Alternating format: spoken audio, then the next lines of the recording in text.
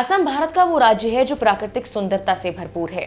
वैसे तो यहाँ पर देश विदेश के लोगों का आना जाना लगा रहता है, लेकिन हाल ही में 6 देशों ने अपने नागरिकों को असम और भारत के अन्य पूर्वोत्तर राज्यों की यात्रा के खिलाफ सलाह जारी की है, जिसका असर यहाँ की अर्थव्यवस्था पर पड़ा है। इसकी जानकारी खुद असम के पर्यटन मंत्री रंजीत कुमार दास ने दी है।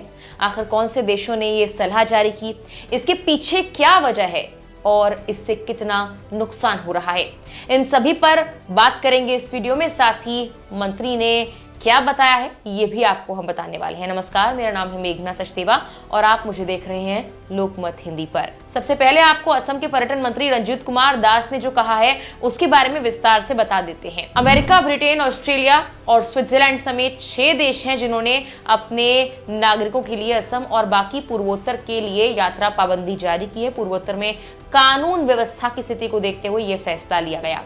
ये जानकारी असम के पर्यटन मंत्री रंजीत कुमार दास ने मंगलवार को विधानसभा में दी है।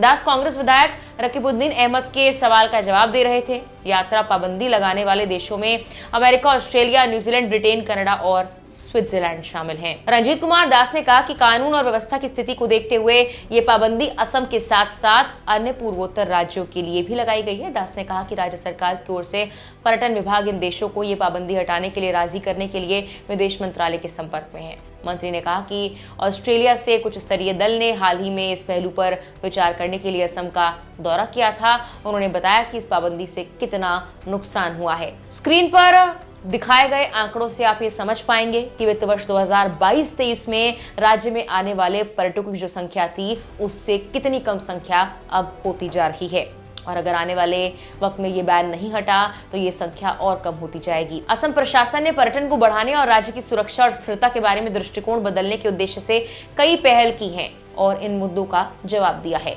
असम में promotion and development of tea tourism infrastructure in Assam project, जिसे वित्तीय वर्ष 2022-23 में पेश किया गया था, ऐसा ही एक प्रयास है।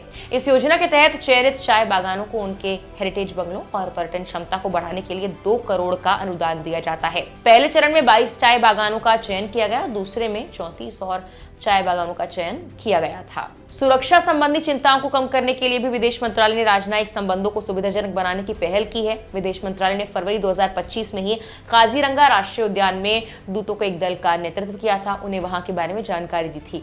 पूर्वोत्तर भारत, जिसमें 8 राज्य शामिल हैं, कई दशकों से आंतरिक सुरक्षा चुनौतियों का सामना कर रहा है।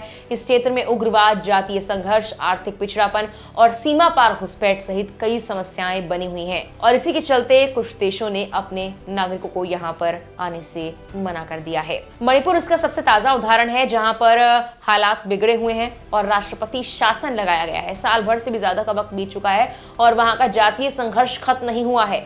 लगातार हिंसा की घटनाएं वहां से सामने आती रहती हैं, कहीं आगजनी तो कहीं किसी पर हमले। हालांकि अब तक ये आगजनी और हिंसा की घटनाएं रुक नहीं पाई हैं। फिलहाल के लिए इस वीडियो में इतना ही।